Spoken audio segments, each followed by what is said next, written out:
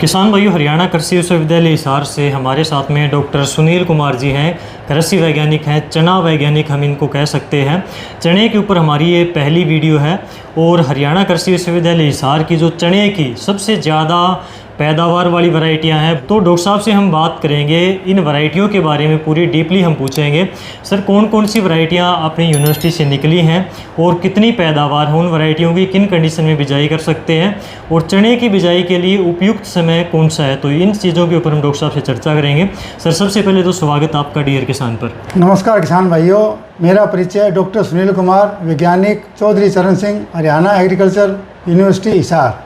किसान भाइयों, मैं आपको इसमें बता देता हूँ सबसे पहले चने की बिजाई के बारे में। ये सबसे इम्पोर्टेंट बात है क्योंकि इस बार बारिश बहुत हुई है।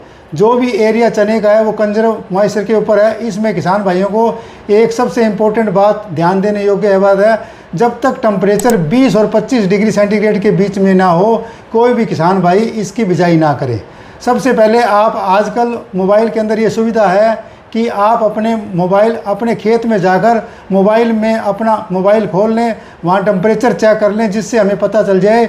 ज़्यादा किसान कोई जल्दी करना चाहे तो 25.5 डिग्री सेंटीग्रेड तक आप बिजाई कर सकते हैं। इससे ऊपर अगर टेम्परेचर है 26 है, 27 है, 28 है, यानी कि 25.5 डिग्री अबव सेंटीग्रेड से अगर टेम्परेचर अबव है तो उस दिशा में किसान भाइयों को ये सलाह दी जाती है कि आप उसमें बिजाई ना करें। क्योंकि उसमें बिजाई करने से क्या होगा कि आगे हमें उसकी हाइट ज़्यादा हो जाएगी और हाइट ज़्यादा होने के कारण फ्लावरिंग जल्दी आ जाएगी। अगर फ्लावरिंग जल्दी आती है तो जो नवंबर में अपना दिसंबर में जो फ्लावरिंग आएगी किसान भाइयों, वो हमें नहीं मिलती।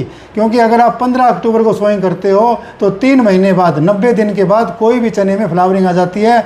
और 90 दिन वाली फ्लावरिंग अगर अर्ली आ जाए तो उसके हमें मिलने के चांस बहुत कम है। तो इसीलिए किसान भाइयों से ये सलाह की जाती है कि सभी किसान भाइयों को कि कम से कम 25 अक्टूबर से पहले चने की बिजाई ना करें। पिछले हमने 5 से 10 सालों के एक्सपेरिमेंट के रिजल्ट के ऊपर ये पाया है कि जो नॉर्मल टाइम अब जो टाइम है, क्योंकि पिछले 7-8 सालों से टेम्परेचर बढ़ रहा है, उसके कारण मेरी फार्मरों से भी बात हुई है, किसानों से बात होती रहती है। राजस्थान के, हरियाणा के, कुछ 1-2 किसान यूपी के भी हैं। सब किसानों ने भी ये कहा है कि डॉक्टर साहब हमारे नवंबर की बिजाई सबसे अच्छी है। तो सभी किसान भाइयों से ये सलाह की जाती है कि जो भी टाइम है, अगर इस टाइम का कई बार किसान क्या करता है, जल्दी कर देता है। रबी का जो सीज़न होता है सर्दी के टाइम के अंदर बदतर जाने के चांस बहुत कम होते हैं। क्योंकि जब आप लोगों को पता है, जब हम पानी लगा देते हैं तो 20 दिन तक हमारी ज़मीन बदतर नहीं आती है। जो भी किसान भाई जहाँ भी बारिश हुई है उसको अच्छी तरह प्लेवा करके सुहागा मारकर ज़मीन को रख दें और कोशिश करें कि जो मैंने टेम्परेचर 25.5 डिग्री सेंटीग्रेड बताया उससे ऊपर हो तो उस दिशा में बिजाई ना करें और उसके बाद ही बिजाई करें। और एक 25 अक्टूबर हमारी बेस्ट डेट है। 25 अक्टूबर से फर्स्ट वीक ऑफ नवंबर 5 नवंबर तक ये हम अर्ली सोन मानते हैं फार्मर के लिए। और बेस्ट टाइम 6 नवंबर से लेकर और 20 नवंबर तक हम इसको नॉर्मल टाइम मानते हैं। इस टाइम के अंदर सबसे बेस्ट पैदावार आती है। और एक टाइम है 21 नवंबर से लेकर और 5 दिसंबर तक, ये हमारा लेट सोन के अंदर है। जो किसान भाई किसी कारणवश बिजाई ना कर पाए, क्योंकि अगर बारिश ज़्यादा हुई है तो इस दौरान वो अपनी बिजाई कर सकता है। तो ये 3 टाइम मैंने बता दिए, अर्ली और नॉर्मल और लेट सोन। अब किसान भाइयों बात आती है कि किस्म की, कौन सी किस्म बिजाई करते हैं। हमारे विश्वविद्यालय द्वारा जो अनुमोदित किस्में हैं वो हरियाणा चना नंबर 1, हरियाणा चना नंबर 3, हरियाणा चना नंबर 5, हरियाणा चना नंबर 6 और हरियाणा चना नंबर 7 है।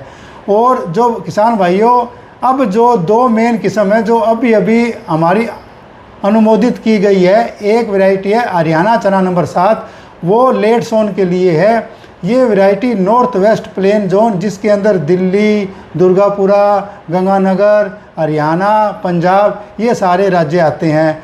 तो इसीलिए किसान भाइयों आपको ये सलाह दी जाती है कि लेट सोन के अंदर 21 नवंबर से लेकर 5 दिसंबर या अगर आप 10 दिसंबर तक भी अगर आप हरियाणा चना नंबर 7 की बिजाई करना चाहो तो कर सकते हो। उस दिशा के अंदर आपको 15 किलो बीज प्रति एकड़ डालना है और आपको आराम से 10 से 12 क्विंटल प्रति एकड़ का उत्पादन मिलेगा।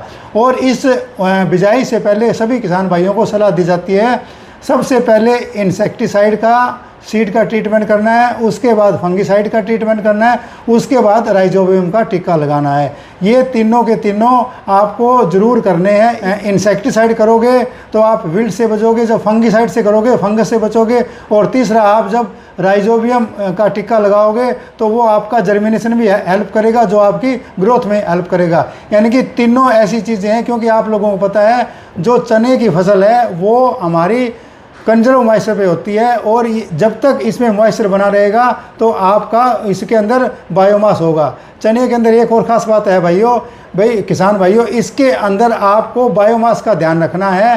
तो आप लोगों को पता है इसके अंदर हम जहाँ भी चना लगता है वो टोटली रेनफेड लगता है, यानी कि सिंचित नहीं है, वहाँ पे पानी की कमी है हमारे पास, वहीं चना लगता है। और जो पिछले साल हम लोगों ने, मेरे जो 10-12 किसान भाइयों हैं उन्होंने एक्सपेरिमेंट मैंने करवाया हुआ है, जहाँ पर बारिश नहीं होती है अगर 1 महीने बाद, तो किसान भाई ये ज़रूर करें कि 1 महीने के से अगर आप देख लें, अगर जर्मिनेशन के तुरंत बाद अगर कोई किसान भाई 1 हफ्ते में 2 पानी के स्प्रे कर दे 500 या 1000 लीटर डाल के, तो अगर वो हफ्ते में 2 स्प्रे और 1 महीने में 8 स्प्रे कर देता है, तो किसान भाइयों मेरा ये कन्फर्म मानना है कि उस किसान भाई को 12 से 14 कुंटल भी चने की उत्पादन मिल सकता है। खाली पानी का स्प्रे, पानी सिर्फ आपको इसमें खाली पानी का स्प्रे करना है जी। और दूसरा इसके अंदर जो मैं आपको दूसरी वैरायटी बता रहा हूँ, हरियाणा चना नंबर 6, ये भी आप सोइंग कर सकते हैं। ये हमारी